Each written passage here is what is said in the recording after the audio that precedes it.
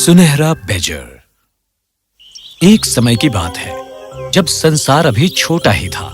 लोग भोजन एकत्रित करते या तो शिकार करके, मछली पकड़कर या फल और बेर इकट्ठे करते उन वृक्षों और झाड़ियों से। उन्होंने कभी अपनी फसलें नहीं उगाई थी क्योंकि जमीन बहुत सख्त थी जोतने के लिए।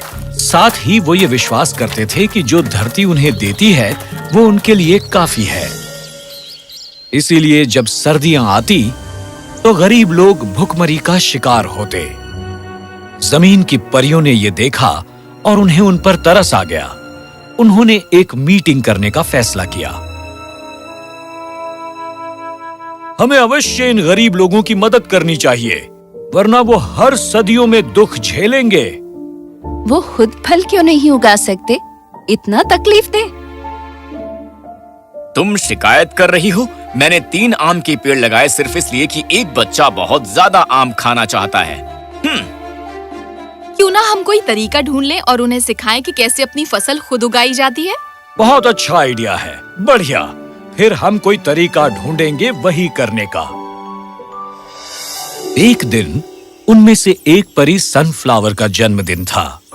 वो 16 साल की हो गई थी और उस प्रदेश की सभी परियों को इसका जश्न मनाना था। मैं डार्लिंग को ये खूबसूरत नीला ड्रेस दूंगी। मैंने इसे बनाया ही ऐसा है और बेशक ये उस पर बहुत शानदार लगेगा। खैर, मैं उसे तोहफा दूंगा केवल सबसे सुंदर बने ताज का। जब वो शीशे में देखेगी तो हमेशा मुझे याद करेगी और ये अच्छी बात होगी। तुम खुद को ज्यादा ही प्यार करते हो। तुम्हारे बारे में क्या रॉबिन? तुम मुझसे क्या तोहफा देने वाली हो?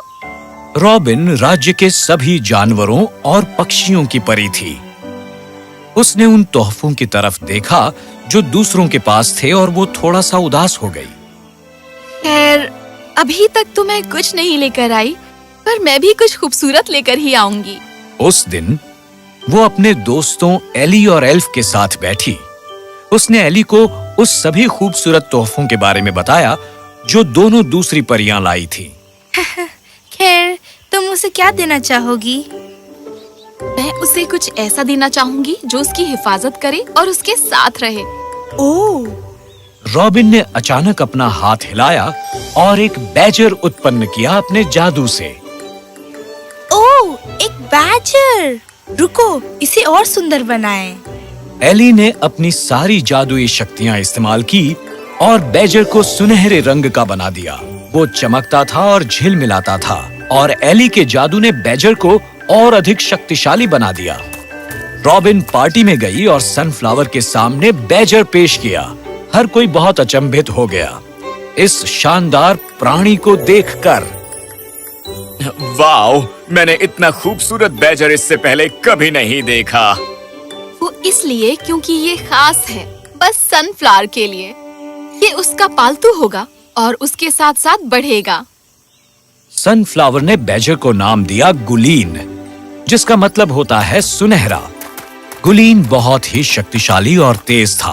वो मीलों भाग सकता था बिना थके और अपने छोटे छोटे पंजों से जमीन में गहरी खुदाई कर सकता था। हेलो सनफ्लावर, अपने जन्मदिन का बहुत आनंद ले रही हो? ओह हेलो जनाब, इतनी गर्मी है, मुझे बस बाहर आना ही पड़ा। क्या कुछ गड़बड़ है एल्डर?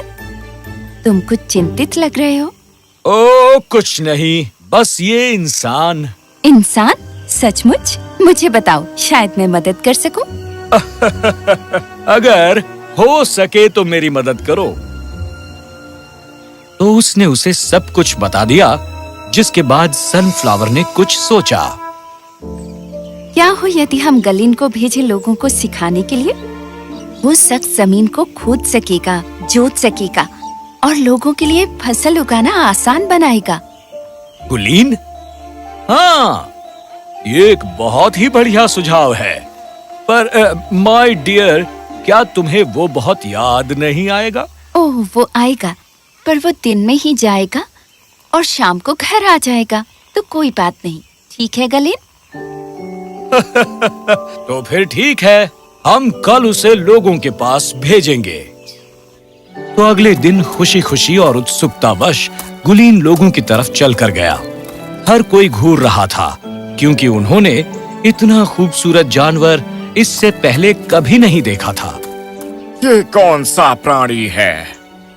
वो तो मैं नहीं जानती, पर वो सचमुच बहुत सुंदर है। गुलीन खुशी खुशी घूमता रहा और अचानक उसने जमीन खोदना शुरू कर दिया। ये मूर्ख जानवर क्या कर रहा है? कहीं ये पागल तो नहीं हो गया? पता नहीं, पर मैं उत्सुक हूँ देखने के लिए कि वो क्या कर रहा है। गुलीन ने बहुत तेज रफ्तार से और जोर से खोदा।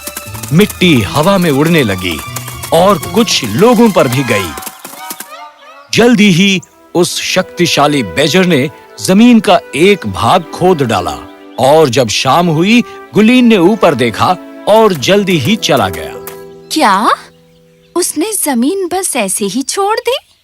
खैर, ये बहुत बोरियत भरा था और उसने हम सबको गंदा भी कर दिया। मैं जानती हूँ। जब रात आई तो सब लोग जाने के लिए मुड़े। अगले दिन लोग अपने घरों से बाहर आए और देखा कि गुलीन उस नर्म खोदी हुई जमीन पर घूम रहा था। उसके आसपास छोटे छोटे बहुत सारे पक्षी थे। देखो, वो वापस आ गया और वो पंछियों के साथ खेल रहा है। अब वो क्या करने वाला है? और ये पक्षी क्या उठाए हुए हैं? देखो, उन्होंने उसे जमीन पर गिरा दिया। ओहो, कैसी अजीब बात है। वो अजीब प्राणी उस पर सारी मिट्टी डाल रहा है। गुलीन ने सब पक्षियों को लगाया था कि उसके लिए सब बीज लाए और अब वो उन्हें जमीन में बो रहा था। उनमें से एक पक्षी ने उस औरत के नजदीक बीज गिराया। ये एक बीज है, हम इसे भूनकर खा सकते हैं। ये मूर्ख पंछी हमारे खाने को बर्बाद कर रहे हैं। खैर, हम सचमुच कुछ नहीं कर सकते। पंछी जो चाहती हैं करने दो। हमारे पास बहुत से बीज हैं हमारे खाने के लिए। तभी बारिश होने लगी। पंछी उड़ गए और गुलीन भी गायब हो गया और लोग भी जल्दी जल्दी अंदर चले गए।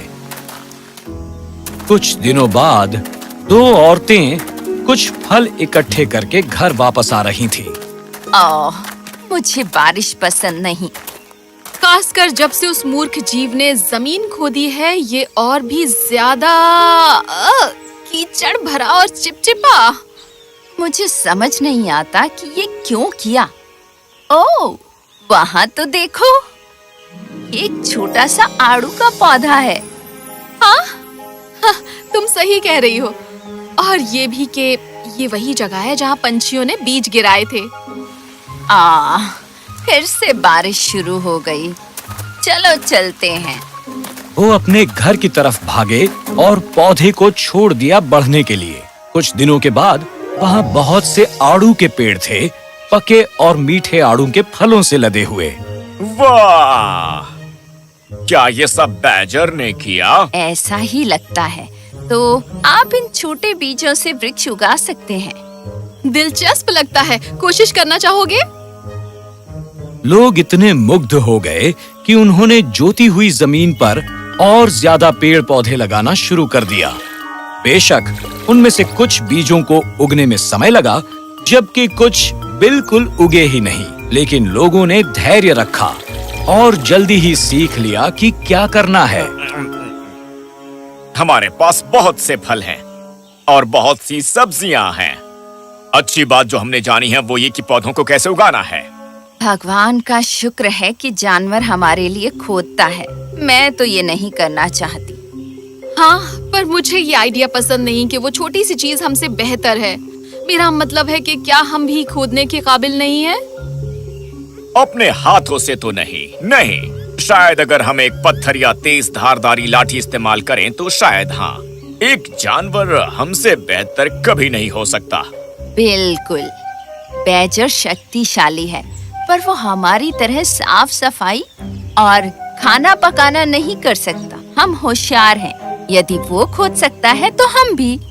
तो लोगों ने खोदना शुरू किया और जमीन को जोतना शुरू किया। उन्हें ये आसान नहीं लगा और वो औजार बनाने लगे जिनसे जमीन खोदी जा सके। ये बहुत ही कठिन है। आउच, मेरी कमर। बंद मत करो। याद रखो, यदि ये कर सकता है तो हम भी। पर जब उन्होंने जमीन जोतनी शुरू की तो लोग जल्दी ही शक्तिशाली हो गए और काम उनके लिए आसान हो गया। जल्दी ही उस देश के लोग और बैजर साथ साथ काम करने लगे। हे डिग्गी, मुझे वो कुल्हाड़ी दो जल्दी। धन्यवाद। एक बीज यहाँ, एक बीज यहाँ। ओह, तुमने मुझे चकित कर दिया नन्हे डिग्गी। डिग्गी? ये डिग्गी क्या है? क्योंकि ये बहुत खोदता है, इसलिए हम इसे डिग्गी कहते हैं। लेकिन जब लोगों ने और ज्यादा जमीन जोतनी शुरू की और अपने बल पर और ज्यादा फसलें उगानी शुरू की, स्वीट गुलीन इंसानों के पास कम से कम आने लगा और जल्दी ही उसने पूरी तरह से आना बंद कर दिया। कुछ सालों बाद लोग जो उसके बारे में जानते थे वो बूढ़े हो गए और उसके बारे में भूलने लगे। मामा, ये कितना कठिन है। मुझे जाकर खेलना है। ये हमारे लिए भी कठिन था। वहाँ एक अजीब और सुंदर जानवर था जिसने हमारी मदद की। ओह हाँ, मैं उसके बारे में भूल गया था। वो क्या कहलाता था? डिगलेट। डिग्गी? हाँ, वही था जिसने हम सबको खोदना सिखाया और ये भी सिखाया कि फसलें कैसे उगाते हैं। एक जानवर ने आप लोग को फसल और पौधा उगाना सिखाया? ये बहुत अजीब नहीं लगता? और वो जानवर कहाँ गया? मुझे पता नहीं, वो बस गायब हो गया। मुझे इस पर यकीन नहीं है। खैर, अगर मैं उसके बारे में सोचूं तो ये बहुत कुछ एक जादू की तरह था। तुम शायद विश्वास ही ना करो। हा, एक जानवर जो हमें सिखा रहा है फसल और पौधा उगाना, ये बहुत अजीब लगता है। मुझे अपने दोस्तों को इसके बारे में बताना होगा। इस तरह गुलीन जल्दी ही एक कहानी बन गया जो संसार भर में सुनाई जाती थी और बच्चों को बहुत पसंद आती थी।